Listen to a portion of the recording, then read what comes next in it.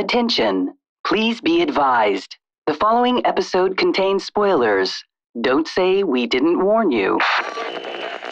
A botched escape goes awry and he has to leave. Well, an escape goes awry. Yeah. If it's botched and it goes awry, does that mean it worked? It worked, yeah. It's a double negative. Which leaves... Damn it, we escaped!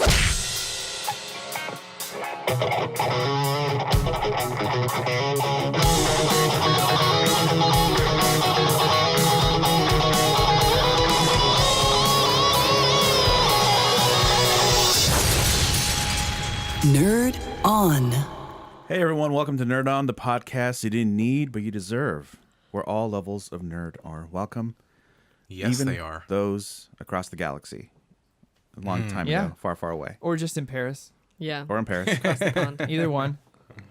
Josh again, joining us from Paris. Thank you so much. Yes. This time not Isn't 3 a.m. technology amazing? This time it's not 3 a.m. More there. sensible time.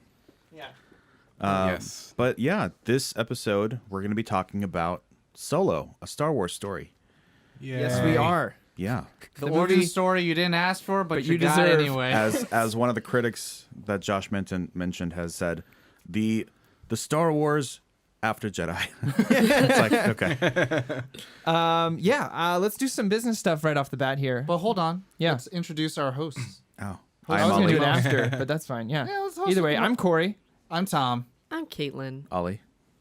I am Josh, live from Paris. Yeah.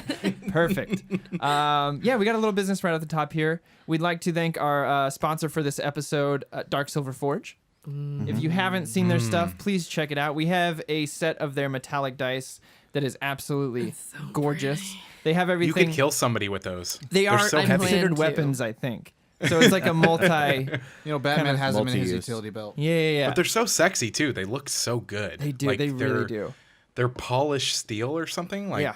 And they They have got like some a weight. They, They have got a some rainbow metallic dice that I saw on their site too. That you're is- into? Oh, I'm very into. They got They got some everything. roll- If you're a board game player, they have everything you need. They got dice. They have dice trays. They even have these little stands that you can print out pictures of characters and make your own custom character for any board game Oh, that you dang. like. Oh, nice. So definitely check them out. Oh my God, my Dark Sonic Silver OC. Forge. Yeah, right. So we definitely need a dice tray. So everyone at home that knows our pain of not having a place to throw your die, definitely pick that up. Yeah, Jumanji. I think Yeah. I'm picking up that Odin one this week for sure because it looks badass. But yeah, check them out. Dark Silver Forge. Very, very cool. Thank you guys. And this episode is brought to you in part by our patrons over at Patreon. It's That's true. I guess what you could say is a lot of what we do now is possible because of our patrons. Majority of what we do. Yeah. That's true. Majority. It's Let's not really, be real you here. could say it's more of that's the facts. We offer are- some cool like exclusives, bonus content, Bonus episodes. Discord. Yeah. Discord chat, that much more to Discord come. chat. If you are interested in supporting us, definitely check out our Patreon. And if you want to learn more about all that good stuff, you can head on over to nerdonthepodcast.com. And Yeah, you'll have you all can. that crispy information. Crispy. Without further ado, Is it crispy? It's I don't know. Is it Yes. crispy? delicious. is it crispy? I like It's deep fried. delicious.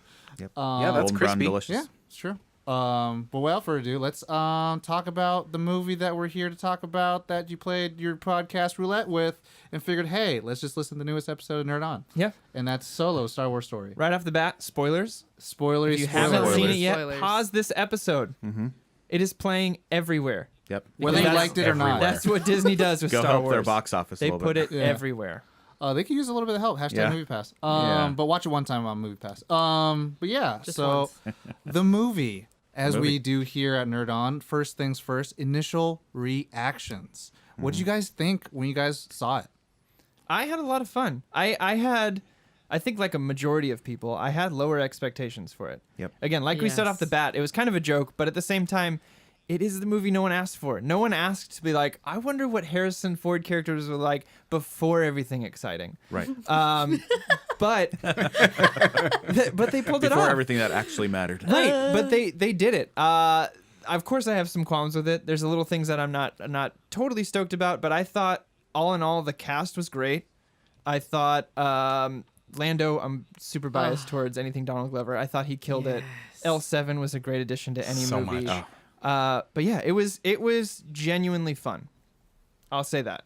Awesome. I feel like, obviously I have this big weird qualm with Disney in its entirety, but I feel like they kind of took the Marvel formula and then stuck it into a Star Wars movie. They gave you the origin story of a hero that people know of. And I think the interesting thing about it is, we of the mid 20s to early 30s age people know Star Wars. They know Han Solo, but for the younger audience and generation who don't know him and see like, who's this old guy that died in Force Awakens, they may not understand how awesome this character is. So it was kind of interesting to see what a new generation of filmmakers, what a Disney Star Wars would do to the character, and see like, this is why Han Solo is the way he is. And I was really looking forward to that, to see like what makes him the charismatic, what makes him like the guy that, would shoot first. When you go into a room and the first thing you see is Darth Vader, you don't freak out, you don't worry, you start shooting. You just start shooting. We should all be more like Han Solo. It's Han Solo. So I walked in very like, I don't know why I'm here kind of feeling, but then later on I will say, and this is one thing, a stamp of approval, I felt more satisfied and fulfilled than I did leaving Rogue One.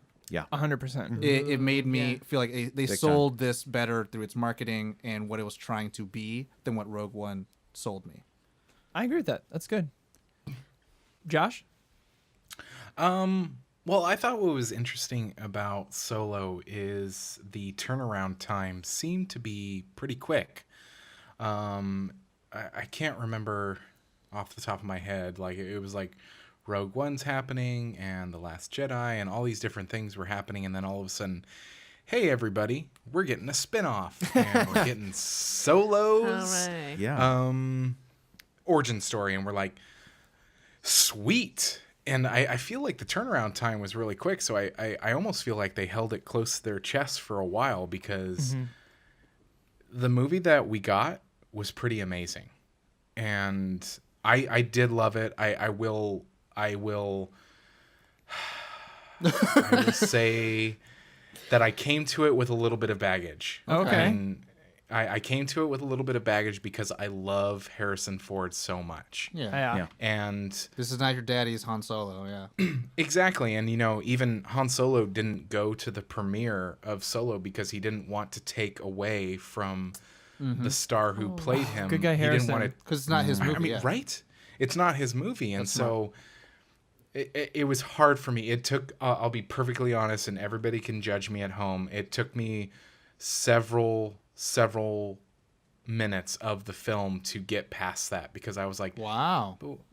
I know I'm a terrible person. No, I mean, I think that's kind of more of a testament of how much this character means to you. Yeah. I don't think there's anything wrong with that at all. I think anyone who enjoys Star Wars as a whole probably had the same reservation. I know I did.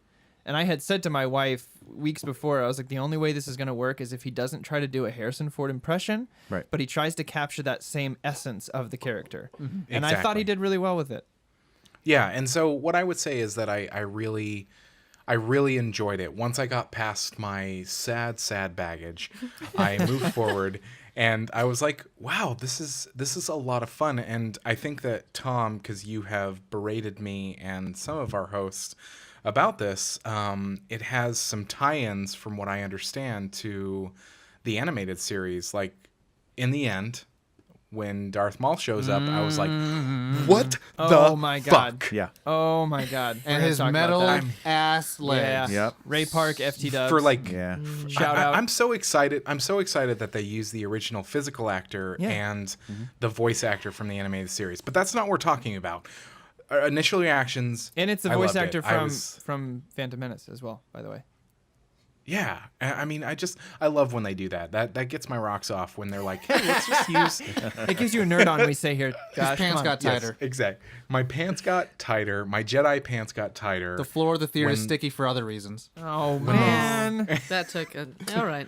Because he peed in them. He peed. Come on, I God, did get pee. your head out of the gutter, Corey. No. But initial reactions, I really enjoyed it. It was a lot of fun. There was, you know, of course you have new technology with new CGI capabilities and all that jazz. It was a lot of fun, and I'm sure as we go on in this episode, we'll talk a lot more about stuff, but I enjoyed it. Good. Glad to hear that. All the way in Paris, you enjoyed a movie. Good. Caitlin, your turn. Sounds a little bitter over here. I just want to go to Paris. Oh wow. Okay. Well, my initial reactions, honestly, going into the theater and getting my ticket and stuff, I was like, I am not excited for this. At all. What? I was not excited in the least. Like, I grew up watching Star Wars with my family, and I love Star Wars. But just going in, I was like, Han Solo is like the person I care about the least. Wow. All the movies. I don't want to know anything about him. I'm here for Donald Glover.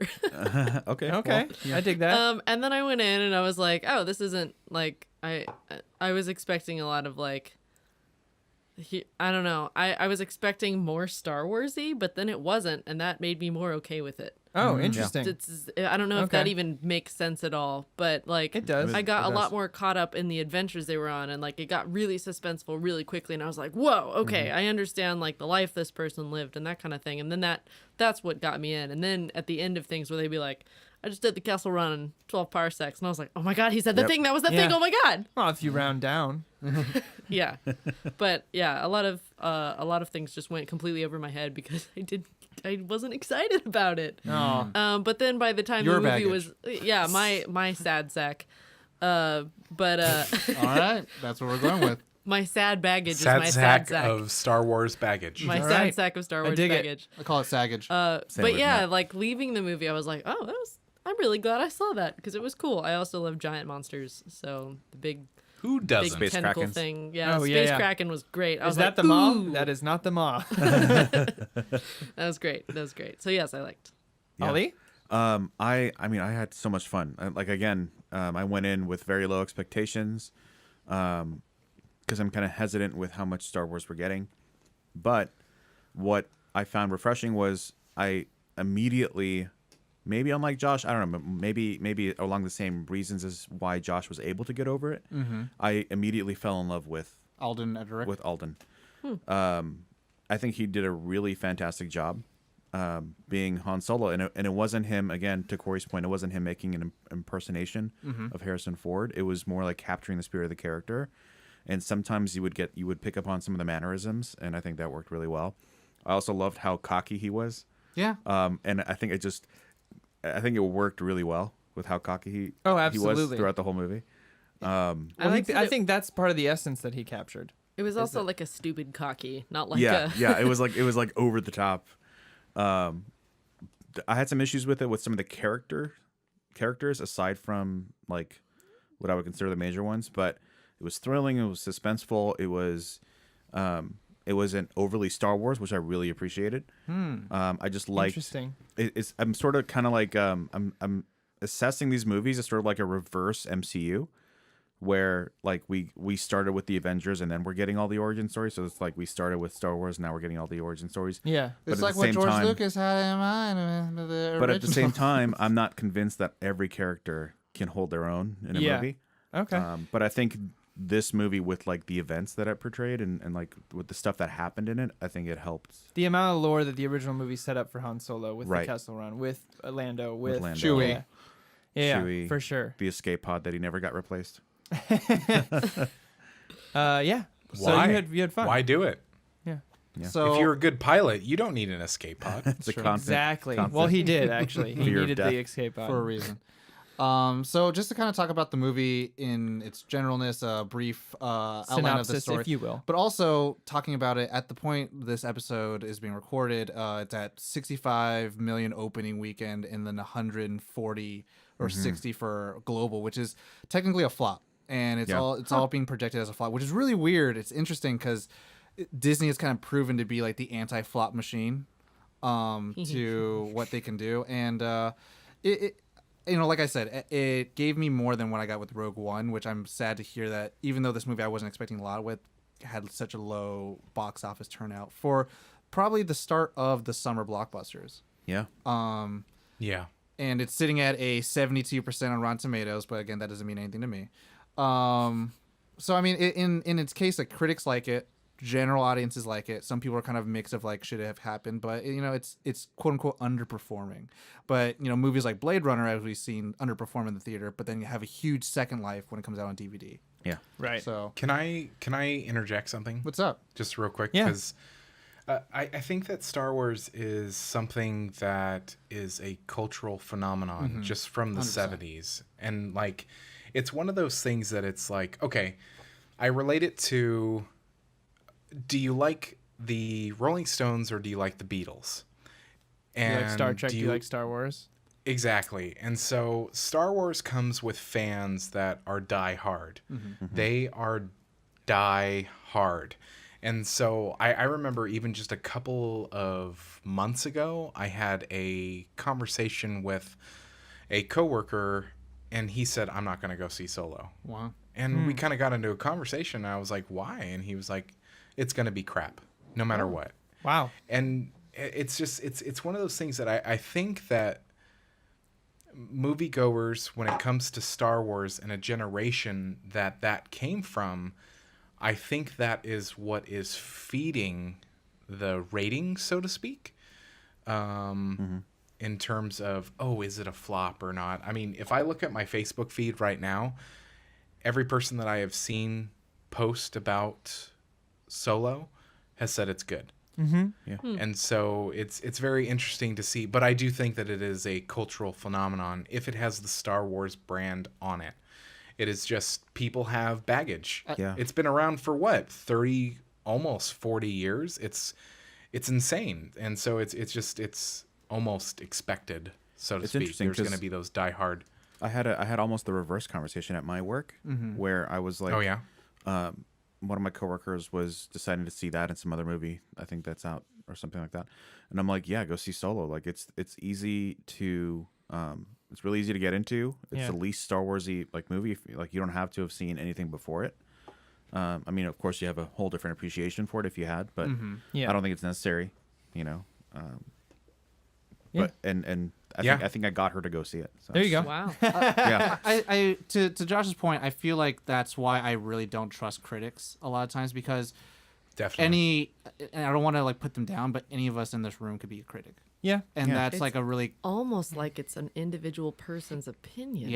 and that to me, What? Oh, Yeah, I'm that's sorry. crazy. when you find Mind blown. Critics aren't human. when you find that it's You're right. it's fallible to where people can just let their own nostalgia skew their idea of it, or if they don't like a certain industry, or if they don't like a studio, or if they don't like a director, if they don't like an actor, it completely puts a different lens that they look at. And that's why I've always liked this show, and I don't want to toot our show's horn, but I am.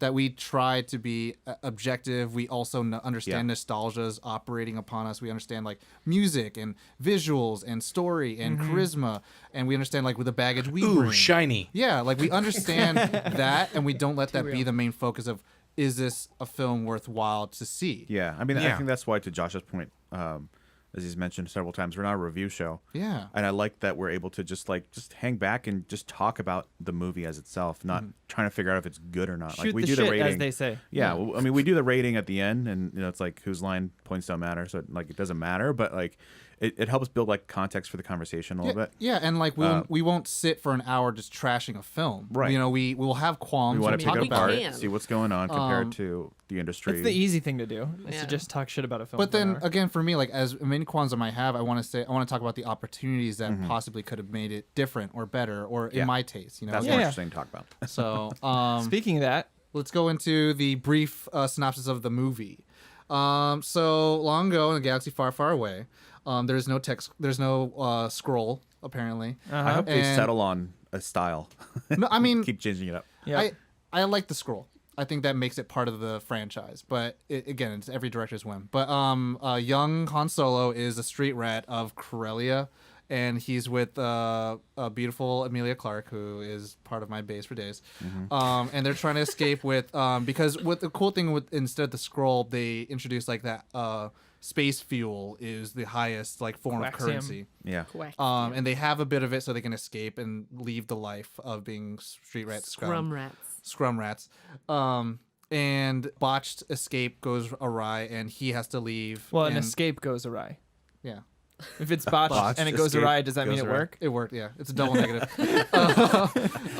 Which leaves... Damn it, we escaped. Which leaves Qi'ra, Emilia Clarke's character, on Corellia still, and then him to join the Imperial army, which he wants to become a Navy, because he wants to be a pilot. Yeah. He was first questioned to become an infantryman. He gets the name Solo because he has no people.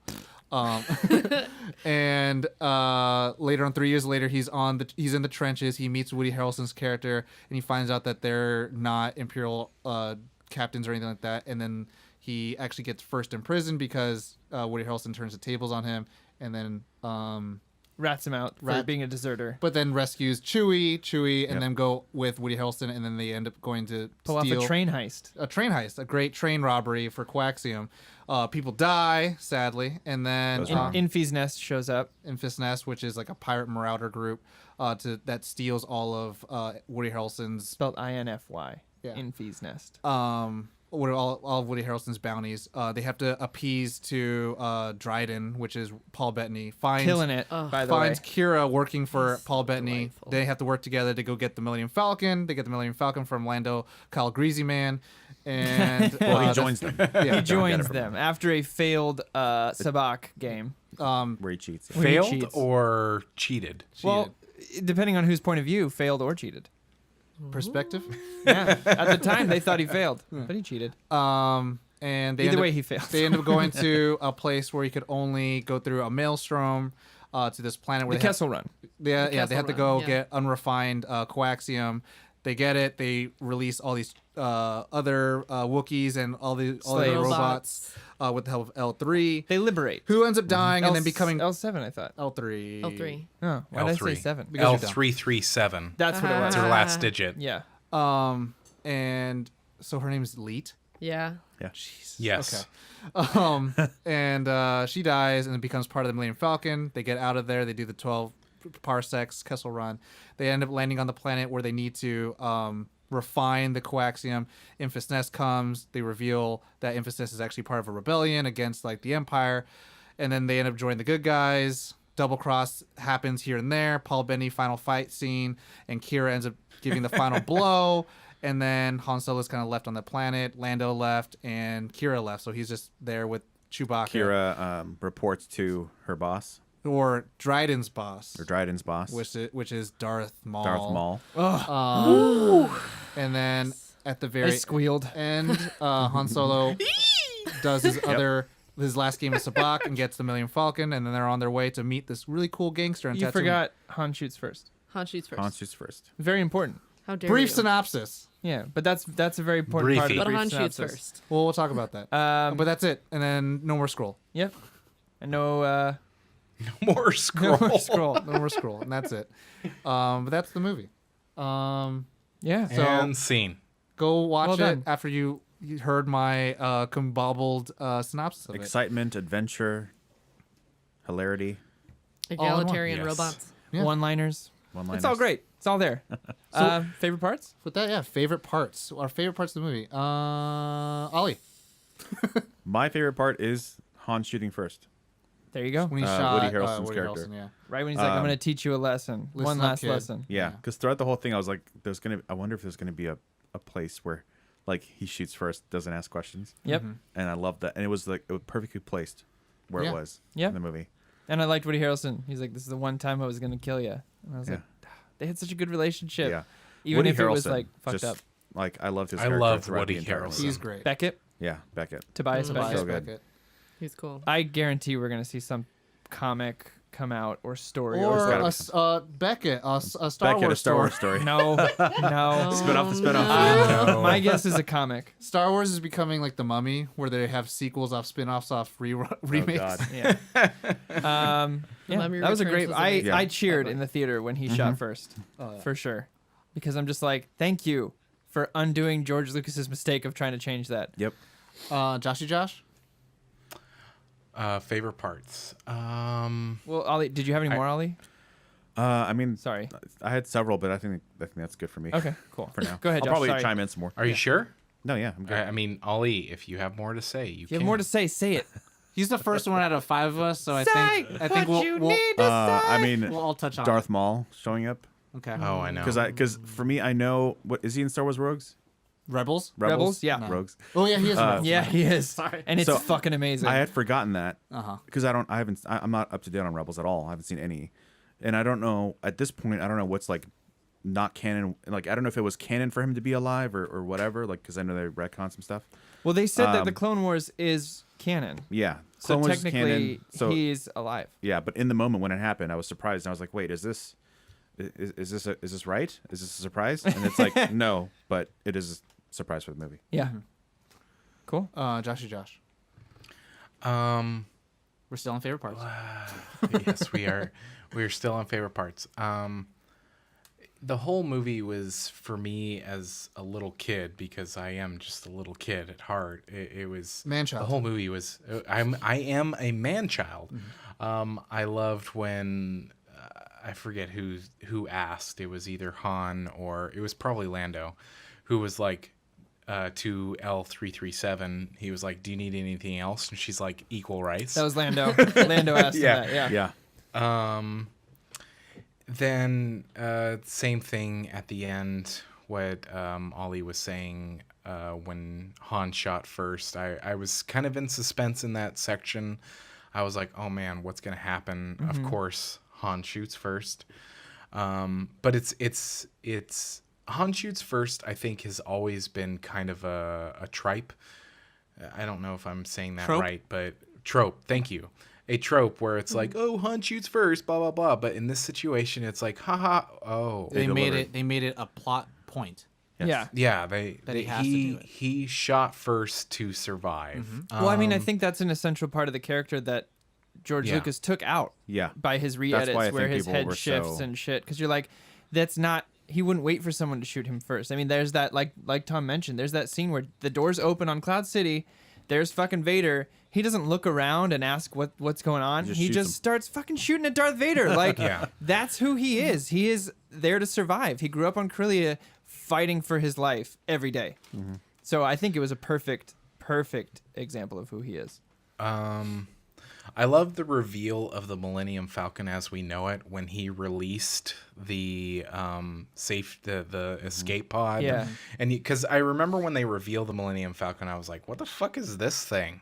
Yeah. And then they sleek. go about it's too sleek, it's too fancy, it's too yummy. And then they go through their adventure, and he releases the escape pod, and I'm like, there it is. There's the fork. There it is. Ooh, that's sexy. I know that. My audience also cheered when all the like at the end when they're landing on wherever they were going to refine it, and all the paneling had like Come come off. off Yeah. and look Yeah. more like See? the Yep. look more like the the Millennium Falcon. POS People that were it's cheering. meant to be. Oh, and the gun on the bottom that finally breaks off so Yeah. we can get the Yeah. the new one. Yeah. Yeah, it was great. Yeah. It was great to see all that happen to the ship. I love the end scene when he finally does actually end it, or not end it, but I mean win it. Like, and he finds out that Lando is cheating, and he removes the cheating card and all that kind of Oh, stuff. the hug but, that like they do in Empire, Yeah. where he looks Yeah, like he's gonna fight exactly. him and then hugs him, and my whole audience cheered for that moment too. I think I think what's interesting about Solo is that it introduces not a new character to the world, but a new importance to the character, and that is Lando. Because before Donald Glover, he was a cool character, of course. But he wasn't that important. He was underutilized. Well, He kind of blows up the last Death Star in Return of the Jedi. well, okay, important was the wrong word. I mean that He didn't have a lot of weight. Yeah. Like there wasn't a lot of gravity with him. Like he was he was- used. he was just a charismatic character that helps them, and you're like, oh, cool, he's neat. But now it's like, no, let's with Donald Glover.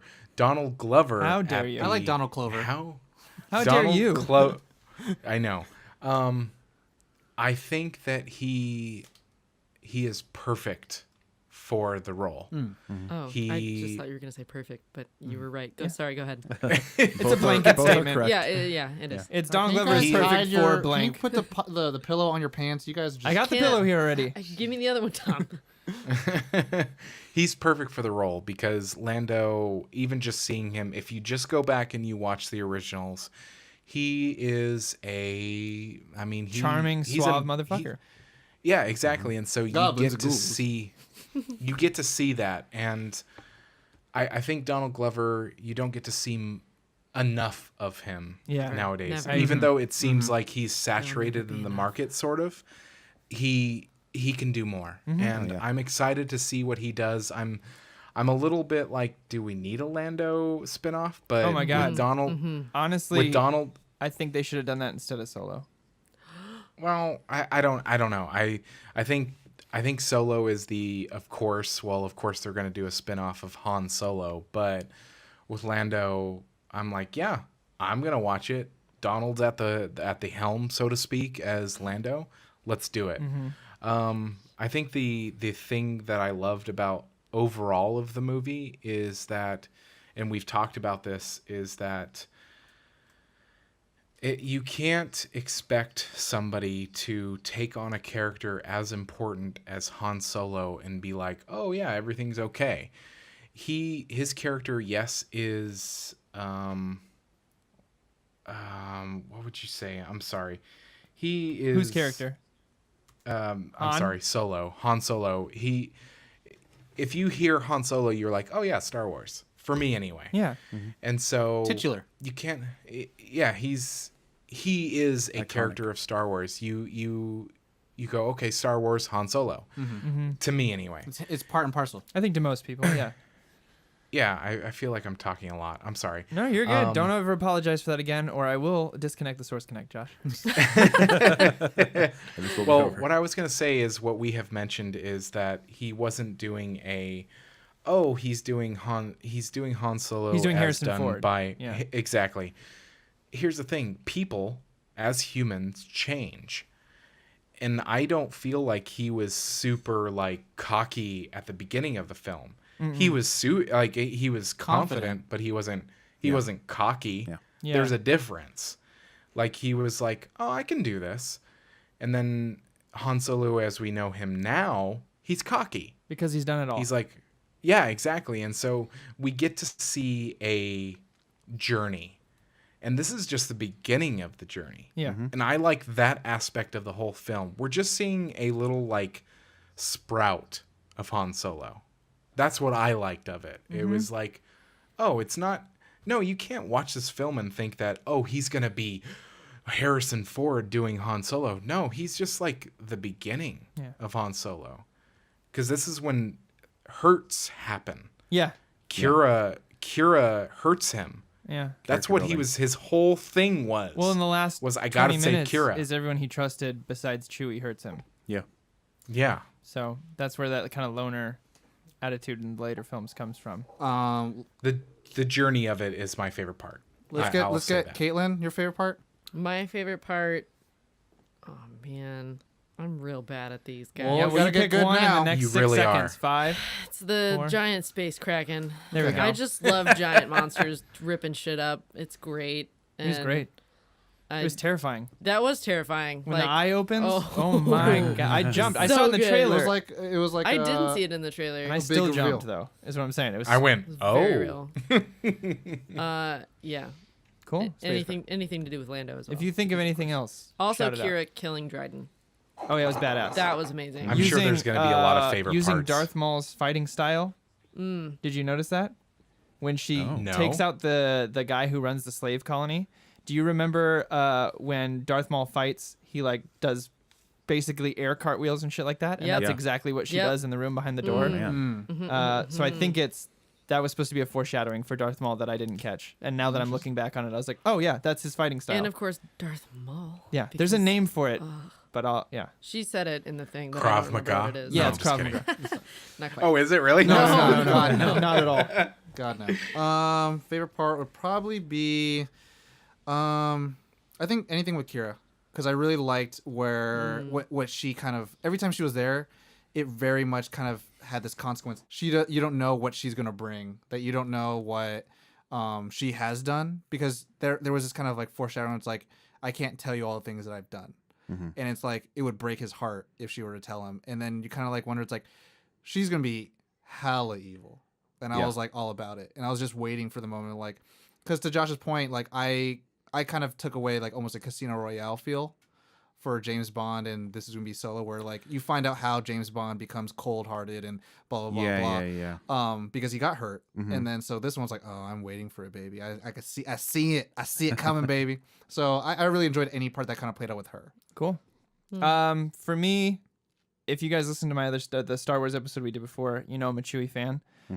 This was the first time Peter Mayhew was not involved. Yeah. The torch was passed in Return of the Jedi. It was, I forget the guy who does it now, but they were half and half. Any scene where Chewie's sitting down was Peter Mayhew. Return of the Jedi Right. or Force Awakens? No, or Last Jedi. Last Jedi is what I meant to say. It was his last one. They did a handoff, so it was half and half. And this was this new guy's full first time being Chewie by himself. Jonas Swatimo. Thank you. Yeah, he's from the Netherlands. But he killed it. He was great. I think this movie did a lot of justice for Chewie after seeing him take such a backseat in the last one, The Last Jedi. So I was really excited for anything he did. I thought they played the character. Seeing him rip someone's arms off. Yeah. I know they cut that in Force Awakens, so when I saw it here, I was really happy about it. Because in every Star Wars movie, someone loses an arm. So to see Chewie turn around just holding two arms was perfect for me. I thought the chemistry between him and Han was exactly what I needed to believe that this was Han and Chewie. Exactly. I thought whoever did the writing, their chemistry together was perfect.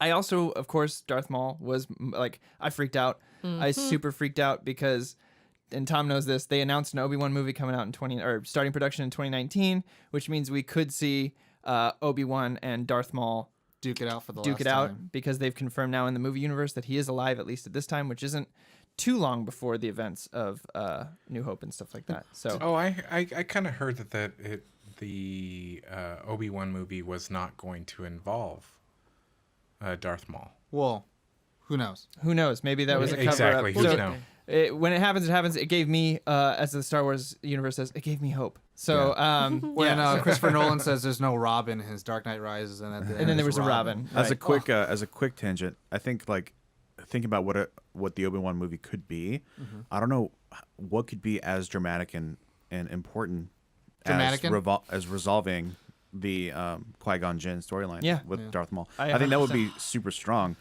This is a quick spoiler for Rebels, real quick. So if you haven't seen Rebels, just fast forward for like 10 seconds. But there's a great scene where Obi-Wan is in the desert making sure Luke's okay, and Darth Maul shows up, and they have this great dialogue between the two of them, and they decide to fight. And Obi-Wan goes into his stance, with his like two fingers out and his sword over his head, and then thinks for a second and immediately switches to Qui-Gon's stance and kills Darth which Maul is that more way. noticeable of how old man Ben looked like. So okay. I hope something like that plays out in the. Anyway, this isn't that episode. And even I have to add on a little bit, even further tangent on Star Wars: The Clone Wars animated series. Like they go really well deep into Darth Maul and like how he was like. That's what I read. He was supposed to be like the chosen dark side dude. Am I imagining things, or did he have spider legs at one point? He did. He did. Okay. When he was when he was down in the crazy. sewers by himself. When he was like literally like eating Okay. off the Force, so that's how he was living. Right. But so that was really exciting for me to see. I thought Paul Bettany killed it. I love him and everything he does. I think he brings an air of professionalism to any role he Thank takes you, on. Joss Whedon. Yes, he does. And Lando. I think I am gonna kind of counter argue here, Josh. I thought from the beginning they should have made a Lando movie. Billy D. Williams was charming, cool in all of the movies. He was essential betraying and then redeeming himself by destroying the Death Star. He had an arc. Yeah, and so with him, he's the character I wanted to know more about, not Han Solo, because I thought we got to see a whole bunch of Han Solo and understood who he was from the original 3 films. For me, Lando was the guy who was like, I'd like to know more about the guy who fucking is smooth as fuck and wears capes all the time. Like, that's crazy. Who's in Cloud City? He started Cloud But City. from a marketing standpoint, who's gonna? I understand what you're saying. Like, From yes, a marketing Lando is standpoint, amazing. like you said, if it was Donald Glover, regardless, from a marketing standpoint, you put him in the front of the film, and everyone's gonna see it. But that's my counter. But So I thought I thought Donald Glover, even from the trailers I could see, I was like, oh, he captured the essence of Lando. I wasn't sure about of Han, but he did in the end. I did a great job. I don't want to start another fight like we always do, Corey, but I'm going to start another fight. So I think to Josh's point, it's pretty much like for everyone that doesn't have a huge No, I nerd get on it. for Like Donald if Glover. you say Lando, what do you think? You don't think Star Wars? Well, I'm going to say it like this, where it's like you're going to have Tony Stark being an Iron Man movie, right? Like no one really wants to see a War Machine movie. right? But then the thing that's different is True. that War Machine's not Lando. You're gonna let me finish? You're gonna let me finish? No. The thing about War Machine is that he doesn't have the same arc Donald as Lando. Glover as War Machine. No. But the thing is, War Yeah, Machine he doesn't have the same arc as Lando. in the But Star the thing, Wars it's an easier sell, but it's still a harder sell. Yeah. Because the thing is, Lando doesn't come into existence unless Han's in there. You got to Yeah. go with like main characters. So like, this is kind of almost equivalent to the 3-movie deal, where it's like, in order to make a Lando movie, we have to get a Han movie. Right. Yeah. I'm speaking of a Star Wars fan. Like, I didn't want to see a Han Solo film. Yeah, I know. Yeah. But I did, and I loved it. I had a lot of different favorite parts that I'm sure will come up throughout the whole thing. But pretty much anything Lando, anything Chewie, anything L3, I was on board for. Real quick. yes. Real quick. I'm sorry. Just going back to my favorite parts. I don't know if I've ever said this, but of the trilogy that we shall not talk about, the episode 1, 2, and We 3. can that because it was gave us Ewan released. McGregor's Obi-Wan. And it gave us Darth Exactly. Maul. Yeah. We can talk about Give it. us pod Yeah, racing. we can talk about that. Okay, Darth Maul Sorry. is actually sans Darth Vader is one of my favorite bad guys in the Star Wars universe. I think that's for I a lot mean, of people. Yeah. Yeah. Yes. Yeah, and I think that he was. It's one of those things like, oh, unfortunately, he was underutilized, and Darth he slept was. on. Yeah. Yeah, Pretty yeah. much. And it's like he was a fucking badass, and I loved him. I even remember when I was a kid, like when Phantom Menace came out, and you watched it. You were like, oh, cool. And then he gets cut in half, and you're like, ah, dang. Oh, man. I just dang. remember the hype I had during the trailer when he turns on the other side of his Yeah. lightsaber, and you're like, Oh, that yeah. can And you're like, happen? oh, shit. Dude, Taco Bell sales went out the wazoo at that point. I remember yeah. those Until toys. then, we thought lightsabers were only one side. Yeah. Yeah. Yep. So when they, I mean, Bonnie, when they revealed Darth Maul at the end, I was like, oh damn, oh shit, and Bonnie was like, what? And I was like, no, you don't understand. No. This You is don't know. big. This is big. This is really, really is big. huge. But Part of here's- me wanted to hear Duel of the Fates when he showed up. Yeah. Oh shit. But I mean, here's the thing: is it's like and again, Tom is gonna speak more on this because he gives me shit all the time because I haven't watched the animated series. Is like there's so much stuff that has been introduced in that I had to read afterward because I was like, Darth Maul, I know that this time frame is different, but what the Is he fuck? alive? Yeah. Super Is alive. he alive? Super alive But- and doing some damage, actually. Apparently, this movie comes out before A New Hope, Yeah. It's in between 3 and 4. Yeah. but obviously it has happened after Phantom Menace. So, as a Side note, That's how time works. blind, did exactly. did it show Darth Maul's robot legs? Yeah. Okay, because I was so Very distracted by briefly. staring at his So face that I briefly. didn't see that. Kaylin has I a was crush like, on oh, Darth Maul. It wasn't Darth- super Darth obvious. Maul. What they did was, I think they added a little bit of like robotic noise to it too. A whir. You could Yeah. see some. It looked like a robot boot. You know, essentially. Yeah. when sound drowns out and you're so focused on one point that nothing else exists, Yeah, that's Darth Maul to me. yeah. She's a Ray Park fan. I there. heard he's single. Yeah, and buff as ready shit to- now. But I think that Mingle. kind of brings us into a good segue Yeah. into favorite characters, favorite side characters. No, call me qualms. Sandwich it, baby. Okay. Yeah, we always do that last. But then I like to do the gush at the end. This is why we have notes. So we do the Kwame Qualms and then favorite characters. Kwame dish. Qualms. Kwame Who has Qualms. qualms? I do. I have a Corey, lot. tell us about I have a them. lot of Let's minor get into ones. The big thing for me was I know that you said you didn't like that it was very Star Warsy. For me, that was an issue. Yeah. There was an essence missing from this movie that I am attracted to from Star Wars films. I missed the wide establishing shots of different locations where you get a feel of the city before you go in closer to where our characters are. I missed the cheesy pans. I missed the cheesy pans and wipes over thematic, beautiful John Williams Yeah. music. Yeah. The music was a huge miss for me as well. We heard the Star Wars themes here and there, but I can't tell you another song from it. The thing I love about Star Wars and the thing that I think is attached to it with John Williams is you can hum 6 to 7 different songs from any Star Wars movie. Yeah. I walked out knowing none. Well- I couldn't pick up on a Han Solo theme. I couldn't pick up on the theme for the movie. I picked up when the Star Wars theme came in here and there, But otherwise, the music was pretty forgettable, which Yeah. to me is a travesty because it is like a space opera. As divisive as like Last Jedi was, like you could tell like when Leia has a moment, you hear a theme. Yeah. When Yeah. when there's a Han mention, you hear a theme. Yeah. Like here, it's like it's just dum dum dum dum. That's it. So Yeah. that was a big miss for me. Is those two things that, for me, make Star Wars what it is. This special thing weren't there, and it felt like a very Ron Howard film, which is fine because he's Yeah. great. But I went to go see a Star Wars film. Yeah. Another big thing that I absolutely hated was how he got his name. I thought Really? I thought not only was it cheesy. Well, here's the thing. I've read the Star Wars, the Han Solo trilogy books. The anthology, you the have legacy baggage. stuff. I have baggage, and Sad sack. here's the thing.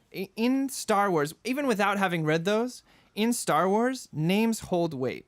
Skywalker means something. Right? Skywalker, Palpatine, Organa. Obi-Wan Kenobi. Like these are all It's very kind of like my important. spirit animal is this. Like it's Right. like your name has. It's a tribe. So his it name, came from something. Han Solo, is a fucking side joke that some guy from the Empire made because he was by himself. That's his name now. Hope you live with that. Han Solo got his name from the Empire. That's how I'm gonna remember it, which sucks to me. So do they speak to let me be What's- not devil's advocate, but just like a I know nothing. Yeah, yeah. What do they speak to that In the books? How does he get in the book? In the books. In the books, In the it's fictions? beautiful. So he is basically the same kind of thing. He's taken as a kid as a slave, Mm-hmm. right? And he's forced to work upon this ship under this evil guy. I can't remember his name off the top of my head, but if you look it up, it's in the first Smuggler book. dude or something like that? Yeah. And the reason Yondu. he learns Shriwook, which is the Wookiee language, is the cook on the ship is a Wookiee, and she kind of takes him in as his mother and teaches him Wookiee, essentially, or Shriwook, the language. And one night, she gets the captain so drunk that he reveals that Han's last name is Solo. And he takes that on and goes like looking for his parents, essentially, and finding out who he is. So he it didn't is even know his name. He didn't know his last Okay. name. And she reveals it to him and saves him while she dies. So that's a story of self-discovery versus a story She of like, sacrifices here's this. himself, tells him his family name, and to go out in the world. So for me, Okay. finding out that it was his real name was something I was looking forward to, and they kind of stole that. And now his name, to me, anytime now I hear Han Solo, I'm tainted with like, oh, cool, some jackass in the Empire gave him that last name. So in Well, the no, books, it's was, like a class system thing. It's like, oh, okay, because they probably would have come up with something based on your class. It kind of and it's reminds like, me oh, of he's like by Game himself. of Thrones, like where they That just doesn't use- help it though. It kind of reminds me of Game of Yeah, Thrones. Where no, they I just get use that. Snow, where it's like, how many other Yeah. solos are there then? If you think about it, Yeah. right? If going off of this as like the groundwork of like this is how your name is Solo, like, imagine how many other smugglers or little scum rats came Yeah. out and were like, oh, you're Solos too. So that really hit me low for like that affected me for five or so minutes during the movie, and I was like, that's how he got his name. God damn it! So just to clarify, in the books, he like It's his family name. He'd been having it. right, but I'm saying like he takes it from the Empire, and in this, the Empire gives it to him. Right, well, it's not even the Empire. It's some smuggler that kidnapped him when he was a kid. Okay. So it just he hid it from him. And Oh, one night, okay. the Wookiee mom gets him But so in drunk. the he movie, reveals the it. Empire gives it to him. Right. So because he's so to me it was like applying a, for the he escapes and Navy. Yeah, he escapes in the books and reclaims his name as Mm-hmm. his own family name, and he holds that. But in this, it was There's a pride it to was it. kind Like of a little- like there's no weight. It sounds to like it. they needed to have the same kind of situation happen, but they didn't have time to have that whole Yeah. backstory. So Well, it's kinda yeah. like- I think there could have been a better way to do it just as quick. I think they did it for comedic effect, and it for me it was like, meh. yeah. On the opposite side of things, the thing I liked that worked was Billy D. Williams calls him Han throughout the entire movie, that's which was magical. clearly Yeah. a mistake, and they retconned it here, and it worked beautifully. Yeah, Like worked something more perfect. along the So lines good. of Yeah, that would have been better. that. But that was my biggest qualm. I have a few more, but I don't want to. To your I'm done talking. quickly to your Star Wars thing, like Yeah. I think what it is like I'm still wary, like especially after Last Jedi. Like maybe J.J. Abrams will bring it home with Episode 9 and like redeem this as like an amazing trilogy. Fix Ryan Wilson's. Exactly. Oh. But to me, it's sort of like Ryan Johnson. I'm okay because I want to spend so much time here. We're gonna get Star Wars every year. I'm okay with it kind of having a slightly different style if it means that this franchise won't be fatigued. Yeah. So I get that. That's kind of like where I'm coming from, because if every single like I'm not convinced that every single movie can have that sort of gravitas with the crazy, amazing score and the swell and amazingly developed characters. What? Maybe it can. I don't know. Tom shaking his head. Oh my God, we know. just got a growl. I think what Tom is about to say here is that you should always strive to make it grandiose and have This those is score. almost a Spider-Man Homecoming Especially the argument. score. Yeah. The score is a very important part. I could Yeah, do yeah. without the pans and stuff like that, but Marvel had this issue for 6-7 years. It's very unforgettable music, and it doesn't affect you in the same way. If you have to sacrifice creativity and your grandest gestures so that X, Y, and Z can happen, then you shouldn't make the movie. Don't make the movie. But that's viewing it as a compromise. I'm viewing it as a stylistic choice to make it maybe, appeal more to different audience or to wider. I don't know. Yeah. But like, I agree with get I that. think I agree with the stylistic like pans and things like that, but I think the music as film, I agree with you, film as a whole should be sitting down to a Star Wars movie is like joyous. Yeah. And I remember that from when I was a kid, and my uncle took me to episode 4, 5, and 6 in theaters, which is the first time I saw them. Yeah. Well, the thing with the theme and the music that gets me is like, this is supposed to be kind of like a superhero movie. Like, Yeah. Solo is the main character. It's not an ensemble. It's not Star Wars where it's like, there's Luke and there's Leia and there's Han and there's Chewie. It's like, it's Solo. It's not called Luke Skywalker the movie. So if he doesn't have a damn theme, then why should I care about him? Or if Lando doesn't have a theme, There's a then why theme should I in care there. about him? Yeah. It's the Star Wars theme. And like I listen to the soundtrack. I always listen to the soundtrack to prepare for an episode to hear like, oh, I remember this. The one thing I remember was seeing Destiny Girl and then drums. Yeah. I'm like, why? I was kind of humming it the next day. Eh. Whatever the theme was, I forget I it right was now. not. So I mean, that's, See? yeah. But yeah, I think that's it. Oh, my last comment is I just think Lando was underused. Slept on. Yeah. That's it. Oh boy. Qualms for me. I think overall it just I liked the pace of the film. I liked that there was very simplistic things like the great train robbery thing. Like it's a double cross movie. Like those are I think worked out fine. But there's something about how the film went going on where like there's points where it's like, well, I know they're gonna get out of it, and it's not. And I think that kind of ruins it where it's like it's a story. Like I know like this person has to die, this person has to die, this person has to die. So qualms I bring are like kind of baggage that I like as a I don't know, my audience Film consumer. film consumer, filmmaker. I'm like, well, these people have to die or not become sufficient in the future so that Han Solo could do his thing. The parts that like I looked forward to, like people betraying him, like were also reasons where it's like there was little stakes for me involved. Yeah. Like I don't like when each person died, I was like, oh, it's sad, but they're not in Well, it's the like, Star Wars stories anyway, so we it know doesn't matter. we know you're gonna make the Kessel Run in 12 parsecs. Yeah. Yeah. I will be honest though, there was still some tension there because I didn't know if Tobias was going to make it out of there Yeah. or if what shape they would or if they'd even get sucked in and transported somewhere else. So I think in the adverse side of that is that yes, I knew Solo would make it. Yes, I knew Lando would make it. I knew Chewie would make it. But I feel like at moments they kept enough suspense for me Yeah. where I was like, okay, I'm watching, I'm paying attention. Yeah, for 2.5 hours, they like really did well to like make sure like each point didn't feel like it had to move that way. Where it was kind of like it was character driven. Where like Yeah. Han Yeah. is like I'm driving the steering, I'm driving the ship now. Yeah. Yeah. Where like it felt good in that way, but I don't know. I think the entirety of the movie itself being sandwiched between two sagas, it's like I don't see a lot of stakes in this regardless. So it's more. I was more invested in like I want to see Han Solo become Han Solo. I think that's part of my issue too. Is that I can't wait to get to a place. And I don't know when it's going to happen, where we can move forward. Like maybe it's with Rian Johnson's trilogy, but moving. It's like we're gonna get Boba Fett. We're gonna get Obi-Wan. But it'd be cool as an getting- extended story, not Yeah. like a prequel story where it's Yeah. like I know what's gonna happen to you. There's 2 more. Right. I don't know if they're Solo 2 and 3, but there are 2 more movies with the actor Okay. in it. So maybe it's 2 and 3. I'd like I to don't know. see Well, him. that's- Yeah. But like, I want us to eventually get to a place where we can like have like a clean slate in a sense. Yeah. Be like, let's Yeah. start over with which is what Rian Johnson's doing. He's going across the galaxy to just start over essentially with new characters and stuff. So I'm interested in that. I want to see like will the Star Wars gain its own voice again? Will like every movie, if it comes out every year, will it have like amazing new scores and stuff like that? It's kind of like your Batman argument of like you want to see Hush storylines where it's like there's 4 Robins involved versus like I don't need to see his origin again. Yeah, exactly. Well, it's hard with something like this because, sorry, this is a prequel, obviously, and it's hard with something that has such a history to it to, like Corey was saying, like you're like, oh well, I know this person's gonna make it, and I know this person's gonna make it, and I know this character's gonna make it, and it's like.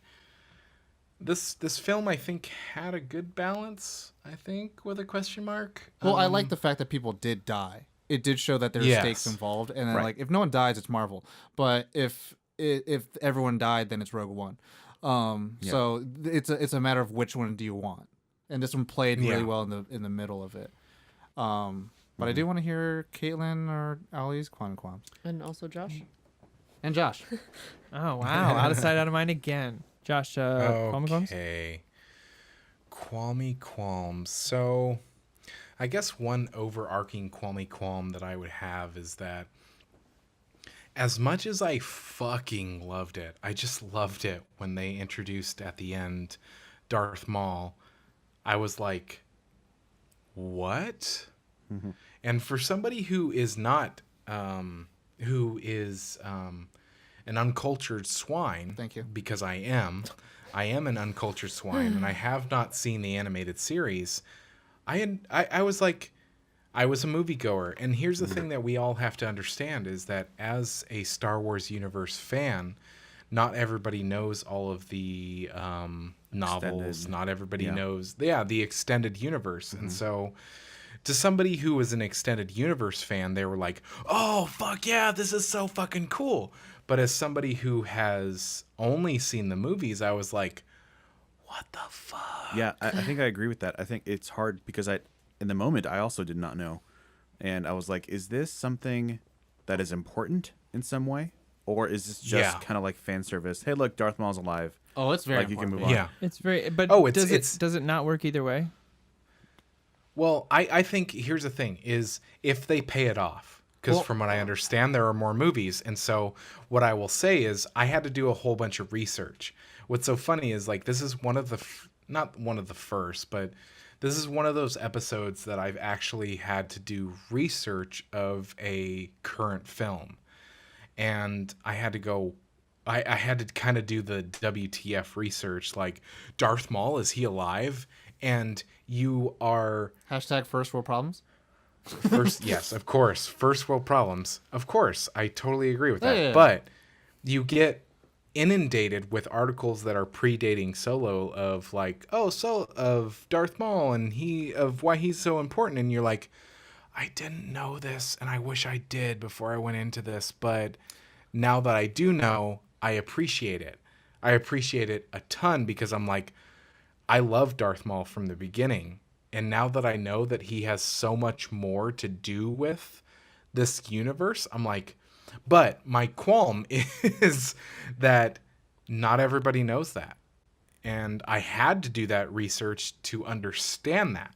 Yeah. And so I guess my question, let me rephrase it a little bit, is when before you had done the research, were you still not excited to see him and know the possibility that he is alive without having to read up on everything? Well, of course, I was excited, but I still had some questions behind it because I was like, why is he still alive? Because the last time I saw him, he was cut in half, and even in the timeline, as I understand it, he's still dead. Hey, didn't see a body. Didn't see a body. Exactly. What have I said from the beginning is you show me the body, and that's why... Well, the last time that I saw him, he was cut in half, and his two halves were falling into this hole. Yeah.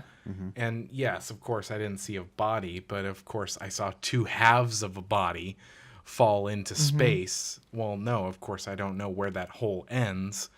Maybe it ends with a nice, fluffy... Well, you got to think of it the way I think of these movies is like this is episode 5.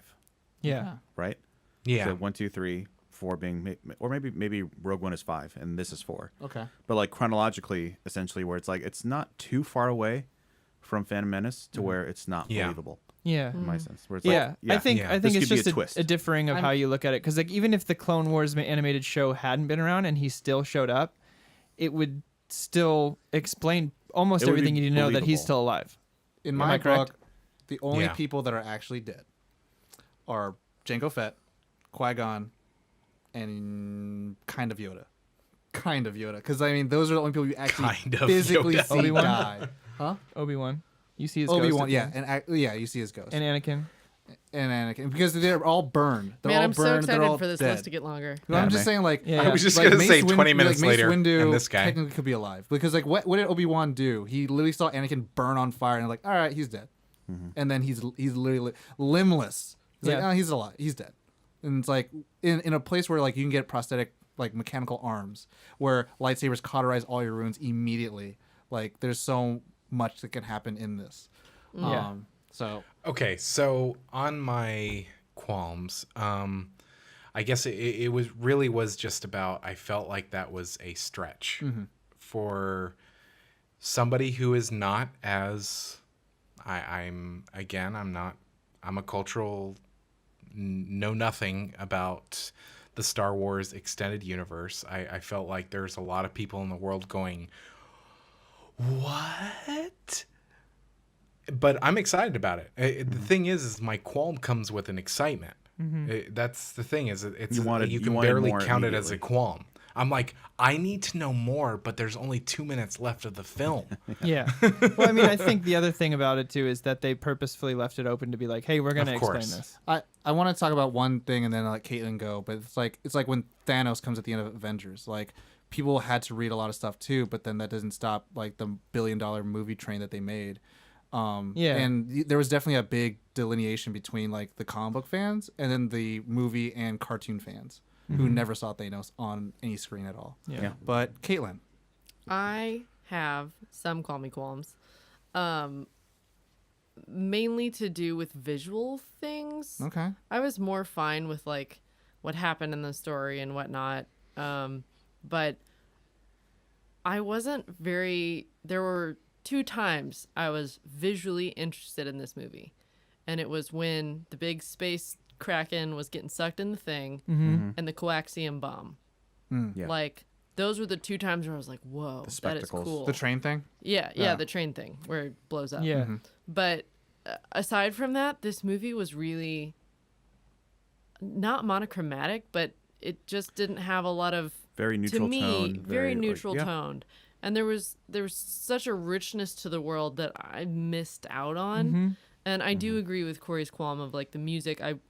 I do wish that more of that Star Warsiness was there, because the music did play a huge part into why I like the movie so much. Yeah. But yeah, visually there was a lot of. It was visually. There's no red planets blah. or like It was green super skies. blah to look at, and then there's also something that just normally if the screen is on and things are moving on the screen, I am a zombie. Like, it is impossible to get my attention away. Well, But there was one moment when Qi'ra takes the Dryden Red Dawn ship and goes away, and they have this moment where the camera's on Solo and Chewie's like off to the side, and they made a vignette around his face, but they put it like way too dark, so dark that it literally pulled me out of like the experience, and I was wow. like, wow. You're like, oh wow, that's a vignette. That's a super vignette, and Vignette. I couldn't get away from it, because then the next scene was immediately, it's gone. Oh, the Like, vignette and disappeared. I know that they were using it as like he's Focusing thinking in really all that, hard, and they're focusing on him, but because everything is already so kind of drab, to darken it even more, just like, that's probably a personal thing, but Yeah. but I was so ripped out of everything because it was like, he's thinking really hard. I think that coincides with Corey's, like, there's not this wide shot establishing, like, where they're at. I mean, like, kind of just going on a new generation of films, right? Like, Force Awakens, when you visit Maz Kanata's temple thingy, Yeah. like, she's walking, and they don't do, like, a long establishing shot, but there's a nice tilt that it goes up, and then you see, like, the pillars, and you see, like, the green sky with all the 'Cause flags. It is a grandiose universe. Yeah. Yeah. Like, things are unique and very large, and you want to see more of them. Like, I would have loved a longer shot on Corellia. just to see Like- more of Oh, the yeah, universe. It's a galaxy, Yeah. not like a city far, far away. So like it shouldn't feel like it's all on Earth. Yeah. Yeah. Well, I think I think- I think I agree with that. Like, I would have got a much better sense, and that's what establishing shots do, is give you a sense of where they are. And I would have gotten a much better sense of his like economic state at the beginning Yeah. if we had a nicer, establishing shot. Josh, what were you gonna say? Well, what I was going to say is that, again, it goes back to my original point that Star Wars comes with a lot of baggage. It is not just from a story or from a pop culture standpoint. It comes from a filmmaking standpoint, Yeah. from a visual standpoint, From an experience standpoint. from an experience standpoint, from a music standpoint. Filmmaking, when Star Wars first came out in the 70s, and then when it came out again for like the re-release and for the new We Shall Not Talk About Them, and the new edits and the new episode 1, 2, and 3, Phantom Menace on, The Obi-Wan trilogy. yeah, exactly. Filmmaking has changed, and so it's like one thing like we talked about last week with Deadpool. One thing that I'll mention is that over this past year, has anybody noticed that people really love to use that underwater scene? And Yeah. so that's the same thing, is filmmaking goes through trends. And so when we move into these movies, we have a whole new what filmmakers can do. And it's kind of magical in a sense where you're like, oh, wow, they can really do so much. And you really miss the simplicity of the originals where it's the wide shots of the bad guys or the yeah, exactly, the pans or the great scores or blah, blah, blah. But nowadays it's like, is it shiny? It's innovation Which is- versus tradition. Which is unfortunate. Yeah, I think exactly. in this No, sense, yeah. it worked to the adverse effect. Yeah, I mean, I think there's Yeah. something to that with like the space opera, like whole thing that we miss. Like it's supposed to be kind of cheesy as far as the filmmaking goes. It's supposed to be a little like slightly overly dramatic at times, and I think that stuff worked to its success back then and making it so special. Like the whole like episode this and that. Yeah, I honestly think it's the same reason the fourth Indiana Jones didn't work. Is they Yeah. tried to make it way cooler than it should be. It was supposed to be Flash Gordon, Yeah. That's the whole point, and I think he's even openly said that it was inspired to be like a Flash Gordon series. That's why they have episode numbers and stuff Yeah. like that. So yeah, that's definitely missed now, and we get a grittier Casino Royale approach to Star Wars now, which works only I think to Certain extents. to certain extents, and to kind of give us like what we want out of Star Wars, which is like spending time with the characters. Yeah. But when it comes Yeah. to I agree with you, Corey. When it comes to like the grandiose, like what we loved about Star Wars back then is unleashing our imagination, giving us those themes that we remember so much. I think that's starting to go away, and I hope it doesn't go away. I hope it's just a stylistic choice for the spin-offs or whatever. And I'd like to see that back in Episode 9. I mean, I think Episode 9 has a lot to, weirdly enough, it has a lot of weight on its shoulders Oh my to God, yeah. deliver. It has 10 definitely. times more weight than it should have. I'm happy that JJ's back in it because he'll deliver for sure on like the color and visuals aspect of things.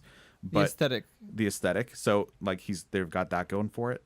So I'm excited to see what happens with 9.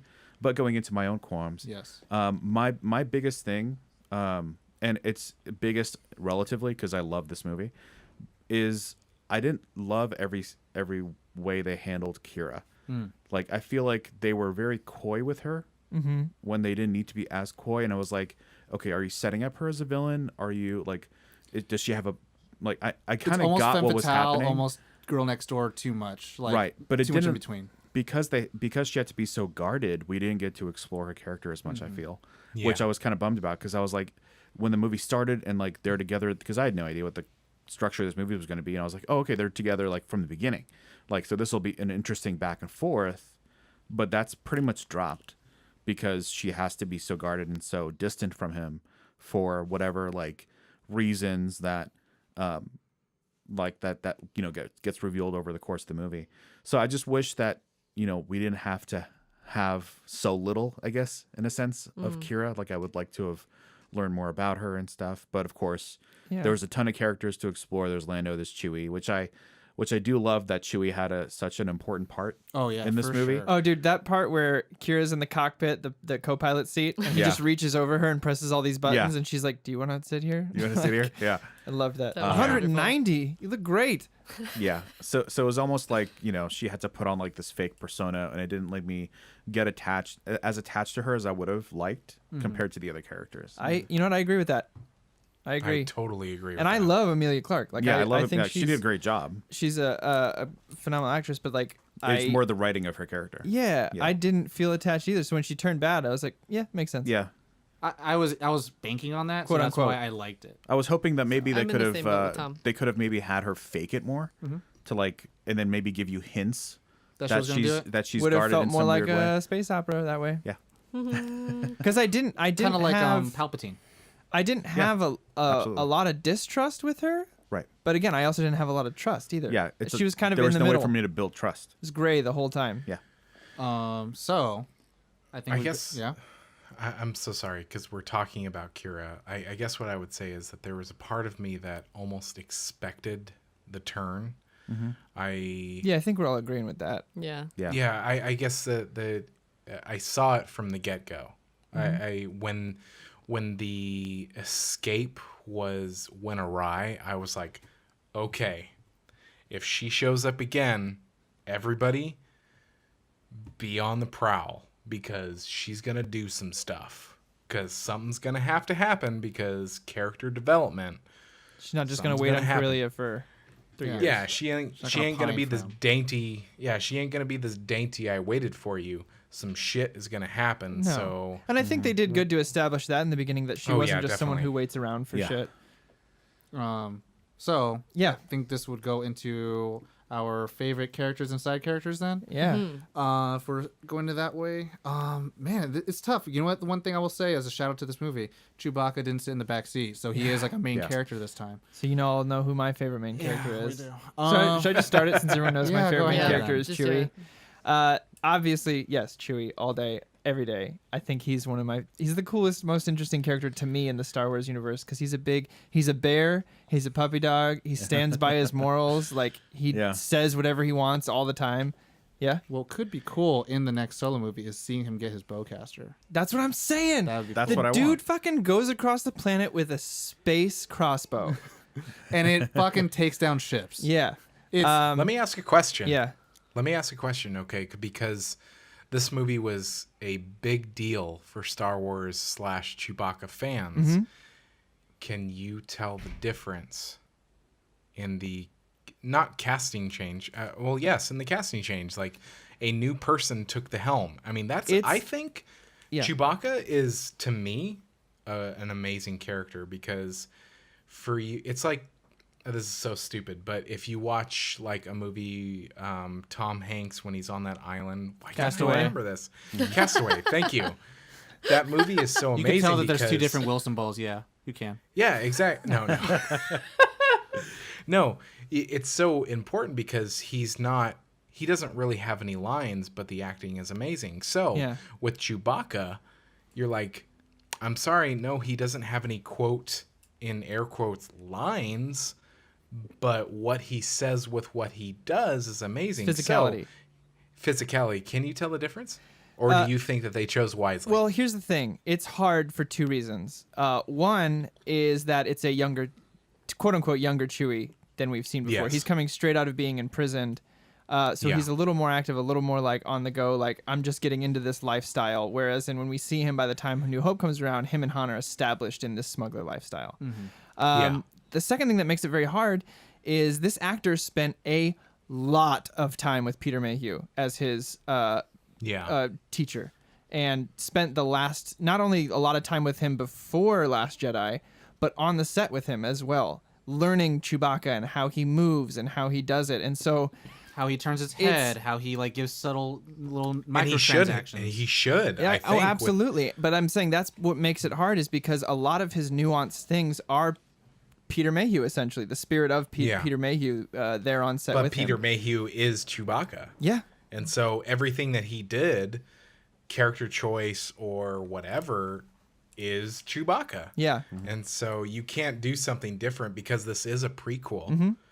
You can't do something different without everybody going, what the fuck, Yeah. man? To be honest, I What think did you do? this guy hit it out of the fucking park. I didn't notice anything. Yeah, definitely. I think this is someone who a lot of people outside of acting and movie making would see as a very easy thing to just like, oh, put on the suit and you're Chewbacca. Shout but I out to think Doug Jones. this Yeah. guy, seriously, Doug Jones. this You guy can't just go, oh. This guy spent can't a just do lot the of fuck. If you've seen Chewie. him in interviews, he does the voice perfectly, and like, Yeah. it's someone who took this role very seriously, and it has paid off tenfold.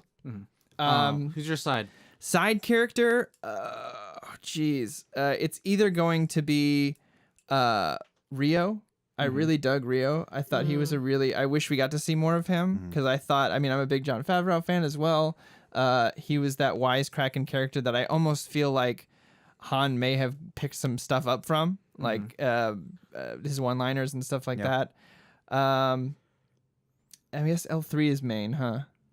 But she dies halfway through. She's side. I would say she's side. She's side. Then that's my favorite side character, 100%. L3. So Yeah. Chewie and L3. It's so funny. 'cause I like the know- co-pilots. I know someone who like really is L3 in real life. Yeah. Very much. It's a very dark storyline if you really think about it. Like I was think thinking there's a about lot this of today, people like L3. where she is against the system. She's against robots being used for the personal gain of That humans. don't have rights. Then she dies and is integrated in the ship, which is exactly what she fought against her entire life. So it's kind of sad. yeah. But anyway, they not have to a make quote unquote nice spin Very to it. dark. it is, but they have nice spin It's a nice to it. spin to it. It's like you're helping us, Yeah. so we need your fucking soul. Anyway, that's my favorite character and side character, Chewie and L3. You actually did bring up a qualm that I had. I don't know if I liked the fact that Han spoke that way. Shriwook? Yeah. Well, it's- versus like I mean, I've only the- seen him like understand it, right? Yeah. So like this is a brand new aspect to it, which it was just kind of a shell shock. I was like, oh, okay, I guess we Is it all scary do because the- it's different? I'm gonna play the devil's advocate for a minute, and I think it was important to the character at least to appeal to Chewbacca the way no In one his else in that language. pit could have ever Yeah. stopped him in his tracks. Like some fucking human just spoke Shriwook to me. Holy shit! And for someone who is also a fan of the books, where he did speak it, I really enjoyed seeing that. To be honest, it kind of solidified the fact that I was like, oh, that's why he can. for a understand. Chewie like, fan that felt good. that felt really good. For me, like as a I would say in terms of like feels. Star Wars, like die hard loyal, I'm way under you in terms of that, right? So for me, I would say like it was just weird because like I am someone that hates like impressions. Oh, And yeah. I don't like when people are like, oh, you could do the Chewie. It's like you're not doing a great Chewie. You're Well, doing they a even made Chewie. it broken though, Yeah, so which I really liked. Which it was cool because it's because like he can't make all the same sounds no, they he would. can't. Just He's biology. like break out by pretend combat or something like that. Like, Yeah. See, stick, big Yeah. stick. But yeah, I it was weird. So it was kind of like it took me out of the movie a little bit. I'm like, oh, I guess everyone in the theater now is going to just speak Shriwook. yeah. So it was weird. If for they me. hadn't, I'll play on your side for a minute here. If they hadn't made it broken subtitles, I wouldn't have liked it as much. If she Yeah. spoke it perfectly Yeah. and fluently, I'd be like, no way. yeah. But the fact that it was like I had the big, break, weirdest big thing stick. happen. Yeah, I'm sorry. So when I Say saw sorry it, one more fucking time. I'm disconnecting this. No, first thing. No, go ahead. Continue. I'm saying sorry because I was cutting into what he was saying. That's fine. Tom. Tom does it all the time. So go ahead. there were subtitles for the Star Wars languages, and then there were French subtitles. So it was Oh, like, jeez, what is happening? that's confusing. That's funny. That's funny. Anyway, My favorite Moving on. character and side character. Favorite character would probably be, probably Woody Harrelson, his character Tobias Beckett. Beckett. And then side character would probably be Dryden. If I can't pick Maul, because Maul, that's almost not even a character. Yeah, everyone here agrees Maul was Great. Yes. dope. Maul, So Maul is great. let's pick someone else. The thing is, he gets fucking more lines than he got in Phantom Menace, but in 2 minutes. true. But Dryden, I really liked him. I felt like his type of villainy was what Whedon wanted to do with Ultron. Yeah. Where he was more of like, he was funny, but then he had death at every single word that he said. Mm-hmm. You know, he's just like, if we don't do this, then we have no more options. And All it's like, Benny. and then he's like, I really, and like, you know, when like Tobias is quote unquote dead, it's like, oh, I'm so sorry. Am I safe to say that he felt very, and I mean this as a compliment, Bond villainy. Yeah. Like he was charming. You kind of like him, but you're also very afraid of him at the same time. You know what's funny? Like thinking about the Last Jedi episode that we did, when we're talking about that planet where it was like a bunch of casino things, I would have wanted this aesthetic for that casino. Oh feel. yeah. You know what I mean? Like, Oh my god. Oh, his yes. ship? yeah, like it had such a good aesthetic to it that like it felt Yes. so It's still real. a little dirty, but it's like It felt like this belongs with Jabba the It's a Hutt. scum and villainy. yeah. Yeah, and so I Which mean, they like, do reference, which yeah, is good. I like them. and I like the fact that when he gets angry, his scars turn red. When he dies, he turns pale gray, and it's like, I mean, the artistic choices with him were cool. Like his delivery is great. Like Paul Bettany is also part of the like most slept on actors in the world. Like, Absolutely. he needs more, and I'm so glad that Please. Joss Whedon like got him to be in more things. Josh, favorite character, side character? Oh man, see, again, like we've said, this movie comes with some baggage only because there are 3 actors that I just love. Like, I love Paul Bettany, I love Donald Glover, and I love Woody. I love Woodle Woody. Harrelson. I love Woody Harrelson. Like, he has had this upswing recently that Oh yeah. I'm so grateful for because he is an amazing actor. Like, you're like, oh, it's Woody Harrelson. No, you watch him. Oh, it's that guy He's from so Cheers. good. Yeah. Exactly. He's so good. So, favorite character, like main, I probably would pick Beckett because of I just love him. I love watching him. Side character, you know who I wanted to see more of is Ennis Nest. Infus Nest? Infees. Yes. Infees Nest. Enfys Nest. Yeah. Did I say that like totally completely wrong? I mean, they say I the way I heard it was Infus Nest. Oh, excuse me. Yeah. ENFY. Enfees Nest. Enfys Nest. Anyway, just from a Universal standpoint of like a Star Wars universe standpoint, in a film standpoint, I'm interested to see where this character goes because she's standing for the people. They introduced her as kind of like a bad guy, and you're like, It was a oh my great gosh. twist. Yeah, it was really cool at the end Shout out to to M. like Night Shyamalan. What the twist? to the reveal of like, no, she's really doing it for the people, and I was like, okay, I want to know more. It's the beginning of the rebellion. If Yeah. L3 hadn't been a side character, I would have picked her because I thought that was great.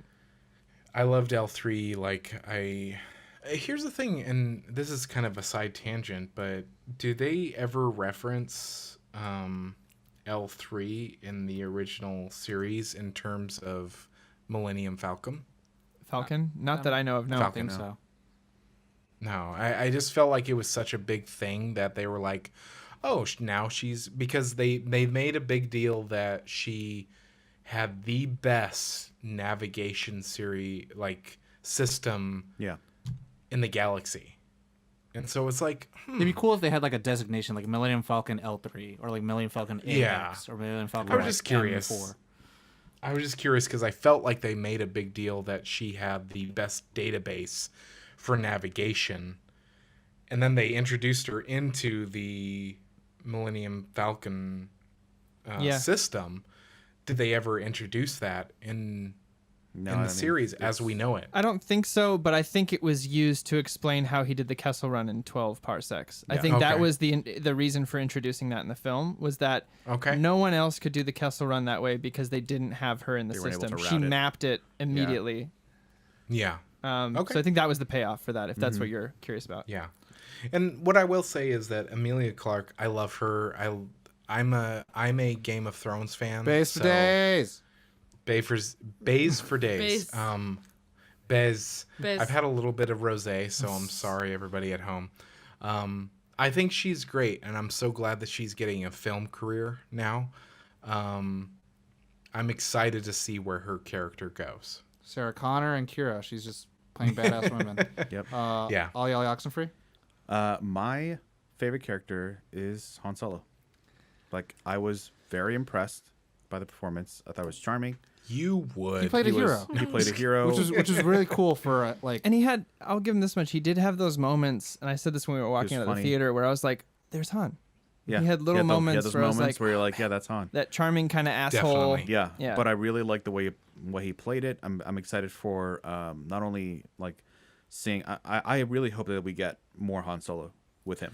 The funny part, you know, when he's like falsely threatening Infest Nest, it's like, you see that ship over there? We have 30 more troops. Well, it reminded me of New Hope, where he runs in and there's a room full of stormtroopers and he runs back out. Yep. Yeah. It reminded me of that. It's like, oh, he Just little mannerisms bluff here got and there. called. Well, I think that there's definitely an opportunity here because he's picking up a character when he's young. Mm-hmm. We know Han Solo when he is old. He's older. learned all his lessons And dies. Yes, he dies. Wah, wah, wah. But he's learned all his lessons. He's an old guy. We know Han Solo as him. But now we get to see Han Solo as a young guy who's learning these lessons that you can't trust everybody or blah, blah, blah. So Right. I think that at the beginning of this film, you're like, oh, he has a little bit of hope, like a naive hope. And then he learns that people are going to, I don't know. Betray you at every turn. Yeah, it's the Nobody- James Bond no, growth. it's the lesson I that just felt real sad. Woody Harrelson's character Yes. imparted, which is don't trust no one, Yeah. Yeah, exactly. And I think And that's people are what- predictable. and people are predictable. Yeah, exactly. But Side character would have to be the first co-pilot that dies. I forget his name. Rio. Yeah, Rio. With the arms. Rio. I thought Chewie was going to rip his arms. I really thought- wanted I that thought to he be John was- Favreau. John Favreau. Yeah, I thought he was absolutely hilarious. Yeah, he Like, was. I loved that character immediately. He was cooking food. Yeah. that I looked liked what he good. said about no better nap than falling asleep inside a Wookiee's lap. Yeah. I was excited that maybe he would stick around, and then I was sad that he was killed. But Almost Yeah, I instantly. was real sad Him and about that. Thandy. yeah, Andy. Because he mentioned like, oh, I would love to create like a bar that was like scum and villainy. He almost said those exact Yep. words, and I was like, oh, is that where that comes? Oh, he Yeah. just died. Oh, Cantina. that's weird. Caitlin. Fave character is probably Qi'ra. Yeah.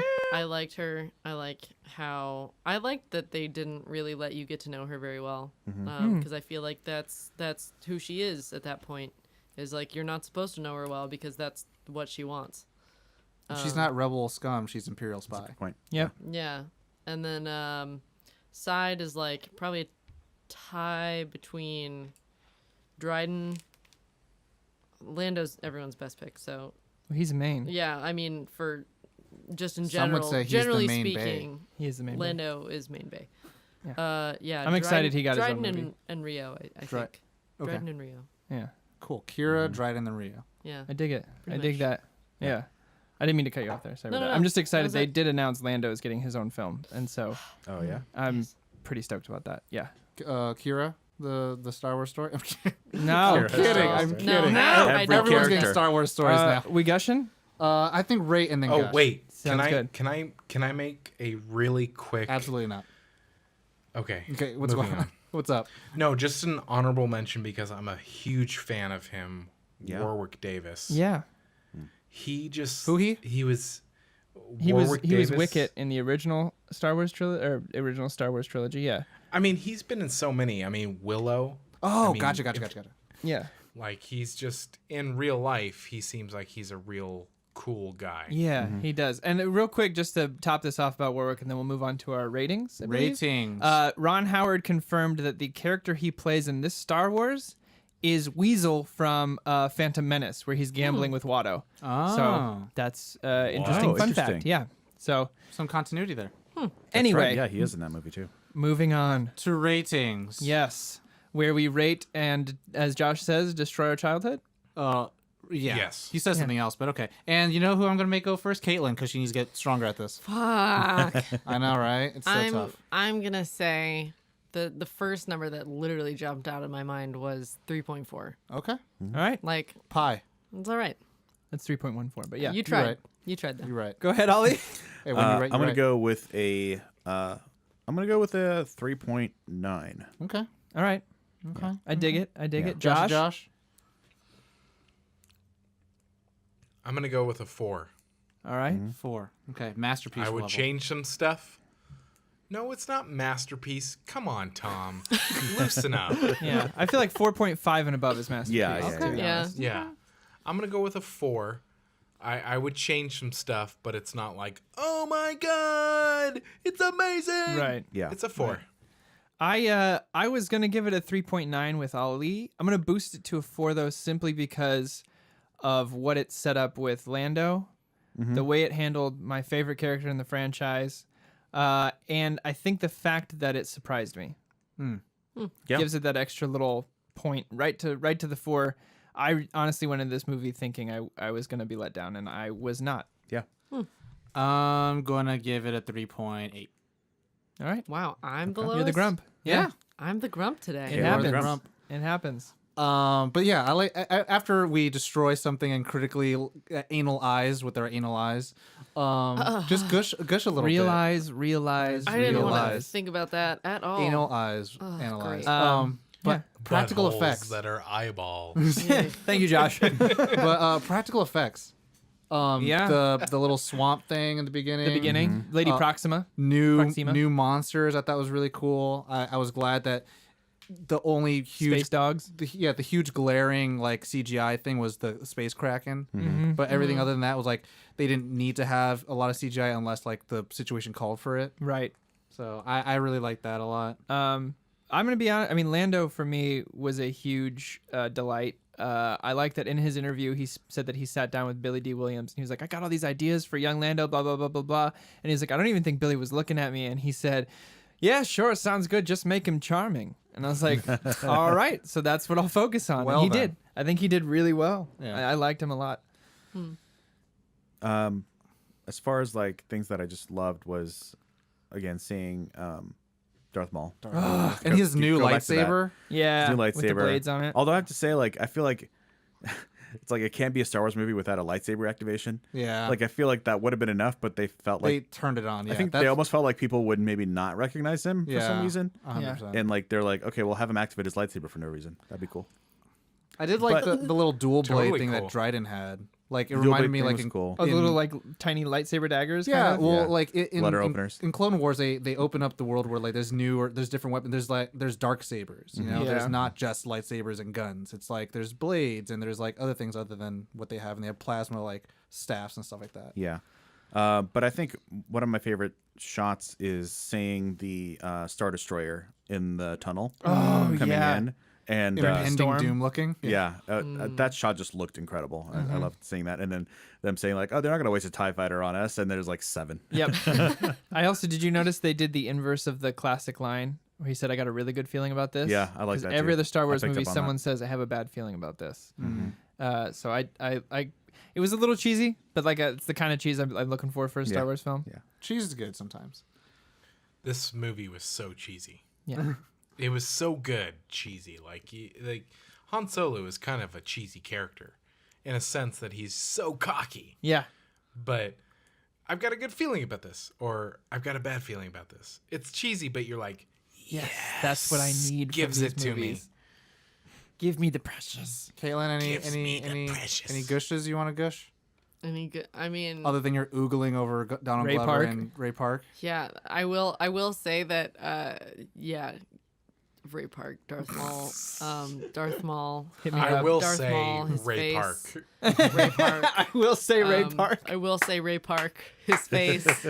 Oh man, you're just glad he wasn't wearing hockey pads. Oh, Because then you wouldn't be able There to it see is. anybody at all. Yeah, you wouldn't. man, So can Ray it Park cracked park me his up face that on my like face? he stood up and turned on his lightsaber, and I was like, why is Darth Maul doing anything other than standing there? But who cares? Because he's But Darth I didn't Maul. care because it was Darth Maul. Darth Maul. Dark. Good. Shut up.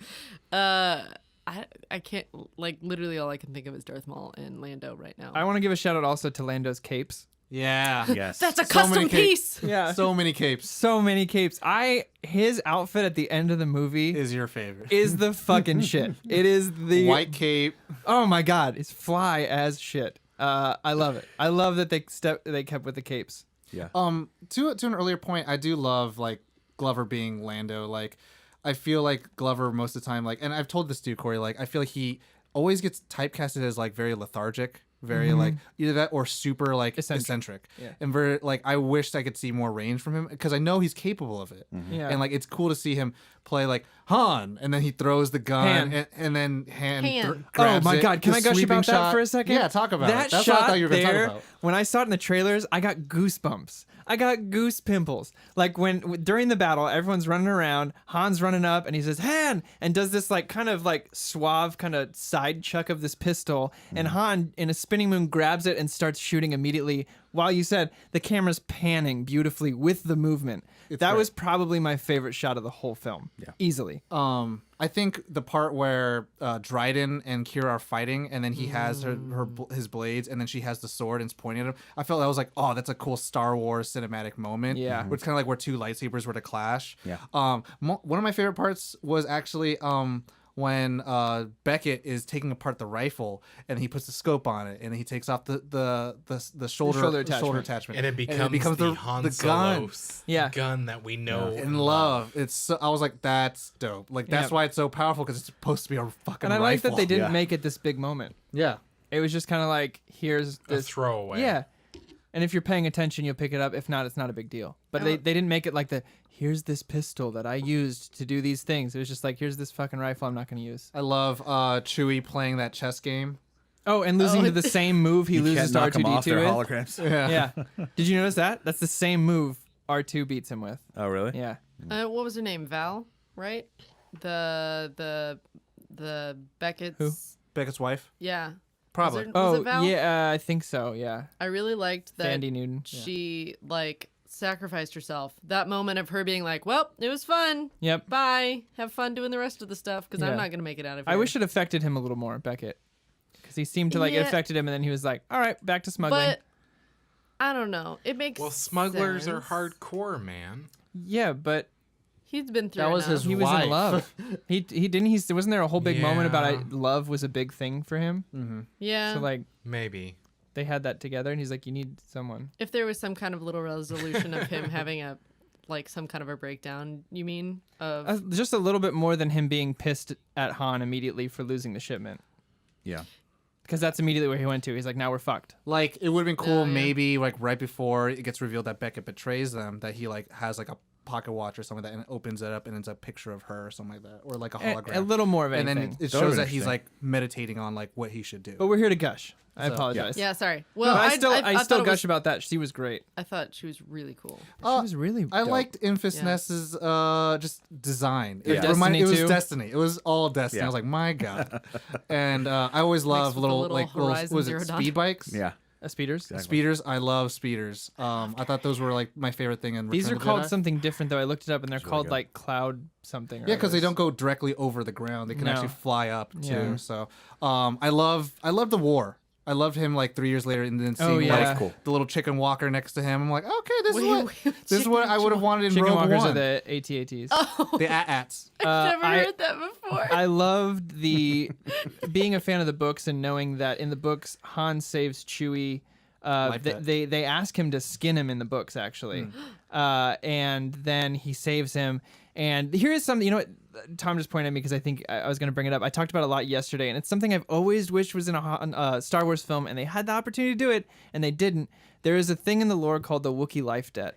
And basically, if you save a Wookiee, they believe that their life is on borrowed time, so they dedicate the rest of their life to helping you. Yeah. And in the book, it's a very big moment. Chewbacca gives him a Wookiee life debt, and it's a big thing to receive. Yeah. Instead of them just being friends, he's like, hey, I am now indebted to you. You saved my life. I'm with you. Right, I'm ride or die They now. mentioned that in the original trilogy, I believe. Do they? I believe so. 'Cause I would've liked to see it play out here. Because I think, knew that I think from you're right. somewhere. I think they had something. Well, they mentioned a lot in Knights of the Old Republic. I knew a that lot. that might have been it, but I knew that from somewhere, and I was waiting. I was like, because it looks like he kind of like saves his like life at the beginning, right?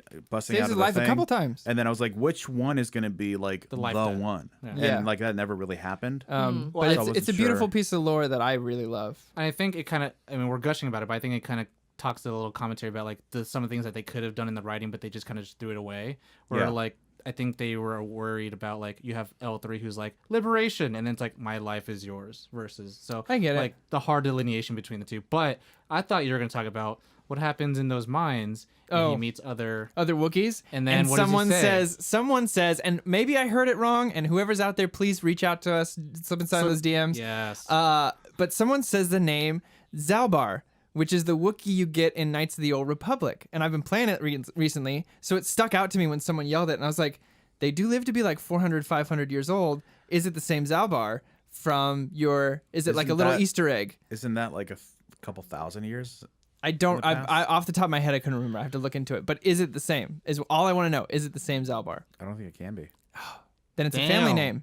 So yeah, I guess it couldn't be, but they threw the name in there, and I want to know why, and I'm pretty sure I heard it. So I'll look further into it. I'm sure I'll see it again. Yeah, it's kind of funny because like just talking about like how all these articles are now starting to come out. It's like it's going to be hard to like uncover and unpackage all. Well, I noticed a few references they made. Thandie Newton's character says the name Bosk. Why didn't you just get Bosk to do this job? Who is the lizard man, one of the bounty hunters from the original Star Wars? So there were little sprinkles of like, hey, for you deep Star Wars fans, here's some names we're going to throw out. So I really liked. I mean, it was a fun movie. If you're a fan of Star Wars. Shout out to what's his name, Alden Ehrenreich. I thought he took on a very big, heavy load with taking on such a beloved character and handled it with grace. Yeah, he cut a couple gray hairs because of like shooting. Well, did you see the interview with him where he was talking about he was auditioning for it, and then he was watching TV, and someone asked Harrison Ford about what he thinks of the Solo movie, any advice for anyone who might be trying out for the role, and he said, "Don't do it." And he was like, and I was in the middle of auditioning for it, and I went, "Well, fuck." Harrison Ford said, "Don't do it." And another little fun fact, and I'll shut up from here on out, is the reason it was a big deal for Donald Glover to get this role is his first toy ever was Lando Calrissian. And so now he has a toy of himself as Lando Calrissian that his son plays with. And so it's this beautiful like circle of life kind of thing. Yeah. So I'm just really excited he's doing it and got his own movie. I do want to speak a little bit about on Alden's part because like when he was announced as the casting for it, he got a lot of flack. It was almost the same amount what Charlie Hunnam got like when he was cast for as Christian Grey for 50 Shades of Grey, like where Charlie Hunnam left the role. Wow. And it's crazy to think because there was another guy who everyone in like all the internet world was saying like this guy looks like Harrison Ford, and they played him as young Harrison Ford in Age of Adeline, and everyone was saying that should have been the role, but Alden had to go against that and still perform and do what the script says, do what the director says, make it a good performance for other actors playing with them. So it's a huge testament, and kind of like rehashing a little bit of like what Corey was talking about in Deadpool 2, like go ahead and listen to that episode when you get the chance. But it is about like the whole process of filmmaking, not about the time frame it takes, but also just like the struggle it takes. And that's why, again, this show stands for the fact of like we don't like to just like trash on movies and stuff like that, but kind of honor and celebrate like everything that goes into it. Yeah. But then critique it if you want it. Yeah. And you know what? I'm feeling complete. Oh my god. I feel complete. I think we're good. I think it's good. It's a good episode. Yeah. We'd love to hear what you think about it when you hear this. You're driving along, whatever. Slip inside the DMs. Don't while you're driving, though. Not while you're Once you driving. get back home, let us know. Send us some messages. We'd love to hear what you think. All that kind of stuff. If you'd like to know where you can reach us, all of our information is on nerdonthepodcast.com. All of our social media, our email, all that kind of stuff. If you want to gush with us personally, check out our Patreon, be part of the Discord servers. Like, we love gushing about it after the shows are all done, Yeah. too. In fact, we just had a great conversation on Discord about if we could have a specific superhero power, who would it be? Who's your favorite superhero team ups? Like, it's a fun time for all involved. Yeah. So yeah, and then if you forget all that, you can check us out on Twitch as well, and come join us there. Yeah. Twitch.tv/nerdonthepodcast. 6 out of 7 days a week. Yeah, 6 out of 7 days a week. And we have individual stream days, and then we also have a group game day on Thursdays. 6 p.m. Pacific Standard Time. Yeah. And also help the show support us just by rating it on whatever podcaster app or podcatcher that you're listening to. Yeah. We And still share love reading with them. your friends. Like, comment, Subscribe. subscribe. Smash that like button. Make sure you hit that bell so you get to hear all of our sexy voices. Have But we said anyway, everything? I think I we think have that's this everything. one. The last thing we have to say is, as always, nerd on.